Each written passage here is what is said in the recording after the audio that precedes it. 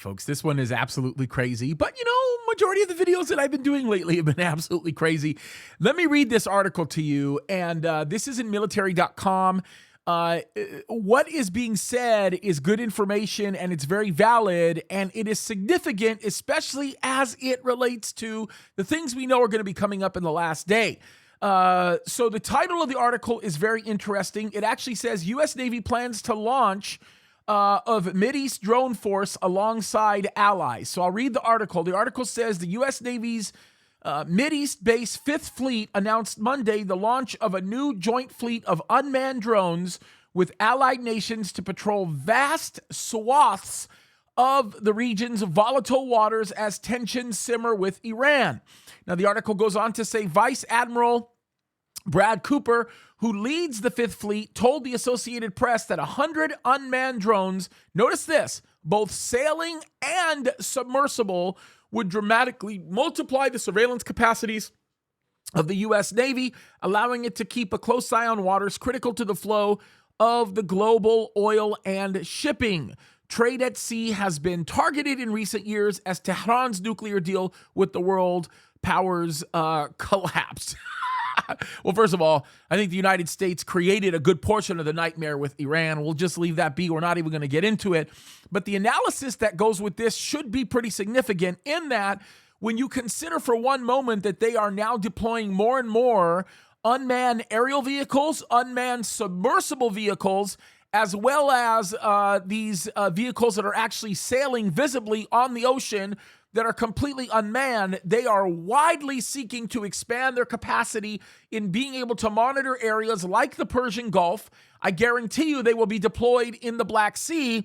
And I can also tell you that we are going to begin to see an expansion of the United States with the United Arab Emirates to continue to go out and forth in these areas that are being questionably patrolled or floated around in with Russia. So I can tell you that right now, the UAE is going to be very careful about how they do this.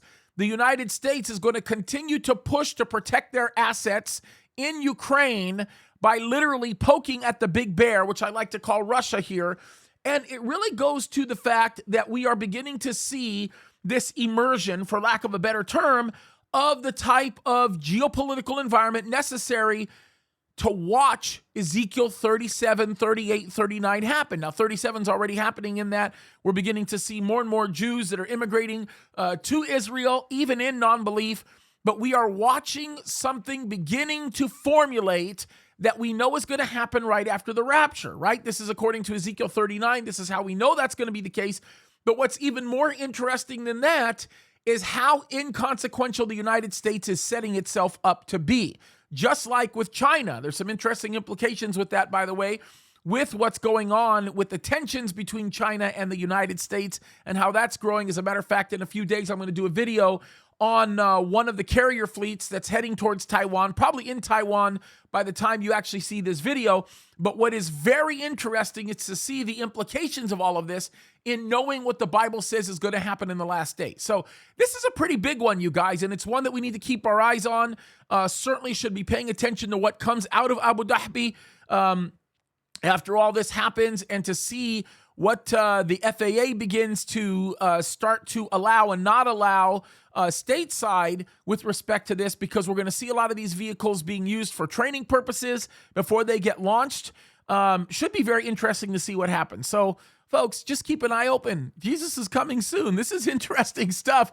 Very exciting to know that God is hard at work as he usually is. God bless you guys.